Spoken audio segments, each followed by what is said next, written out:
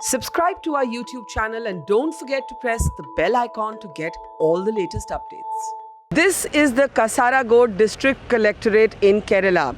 While the state of Kerala has attracted global attention, this particular district has been held up by the centre as an example of a containment policy and a response to the pandemic that can and should be followed.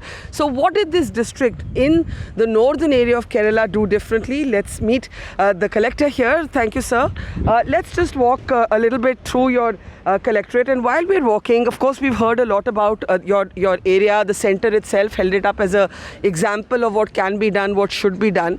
You've seen two waves of infection. Yeah. First, when you had a case come in from Wuhan, then you had people returning from the Gulf, and now you could be looking at a third wave as more people return. Yeah. If you had to say in one line what Kasaragod has done differently, what would it be?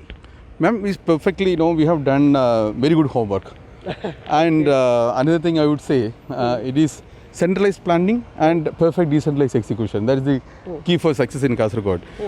In the first case, we had one case from Wuhan. Yeah. Then after that, we had 178 in the second wave.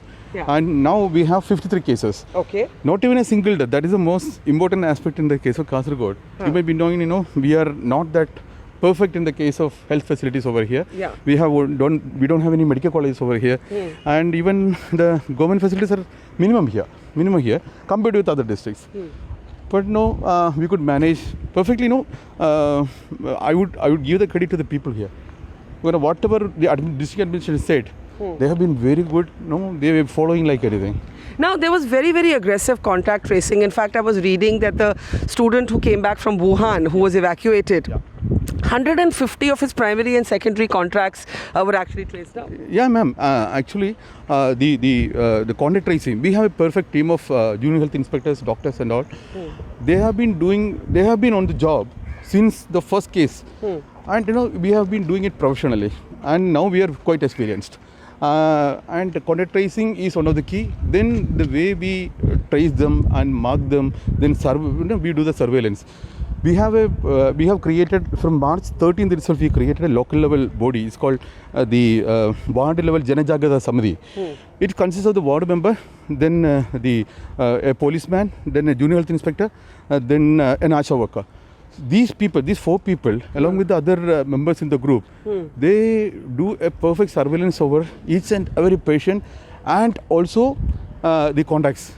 So we are not allowing anyone to go out of the premises. Now, you were using drones, you were using GPS for surveillance. Can you tell us a little bit about how drones and GPS was used? Ma'am, here, though more than 99% of the people cooperate with the district administration for the surveillance activity, very few, they were not following our conditions.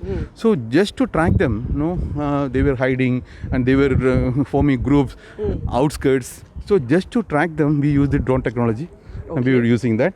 Then the surveillance, the police has been doing a fantastic work here. We were the first to introduce CRPC 144. To be precise, just after that Janata Hartal on 22nd, from 9 p.m. on that day, we started the... So 144 across the district. Yeah. And at one point, more than 17,000 people were quarantined? Yeah, more than 17,000 people were quarantined. And the room quarantine, even that particular thing, instead of we have been telling home quarantine, we started using the room quarantine concept. So the person, when my fourth patient transmitted the disease to my fifth, sixth and seventh patient, we started telling room quarantine instead of home quarantine. That was from March 20th we started telling it should be room quarantine, because if the person mixes up with his family member, definitely we cannot do anything. Now explain to me, do you go and see whether the place is clean enough to work as a room quarantine? Because one of the things we're following now is as trains come in, first administrators have to see if the quarantine facility at home is okay, or whether institutional quarantine is needed. Can you talk a little bit about ma'am, this? it's like this. When we have a portal called COVID-19 Jagrata portal. So see, like you want to come in Kerala, you must have experience now. You will have to register. Before entering Kerala, you have to register in a portal called COVID-19 Jagrata. In that portal, first that if you are given your address like Chengala Panchayat, the Chengala Panchayat member will go to your house and see whether you have a single room with a toilet facility. If yes, definitely they will say, no, he can be put in his room quarantine. So every single person who is coming back, I just want our viewers to understand this. So if you are registering to return home to Kerala, a Panchayat member or a local administrator, sir, will first go to your house, not just your house, will check the room in which you have to be quarantined and will check your toilet facility. Yeah, we will be checking that, and only after getting a concurrence from that local body member, the district collector issues the pass. Then only they can come in. Very interesting. And now one of the problems that your area has faced is one that it did not have a specialty hospital. Many people from here would have to actually go into Karnataka to get treatment. Whether they were non-COVID patients also had to really struggle.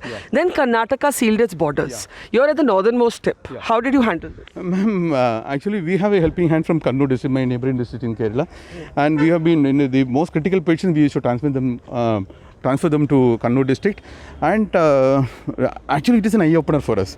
Now we started a medical college. We could start that OP in medical college within 4 days after CMS announced it. Then now you started a medical college functional in 4 days. Just 4 days, we started the OP there. Then now within 2 months we will be setting up another hospital. It is almost maybe some 20-30% work is over. You can cover that. It is from scratch. From nothing was there. In 2 months, there's a hospital coming up from scratch. We are doing it better than China here.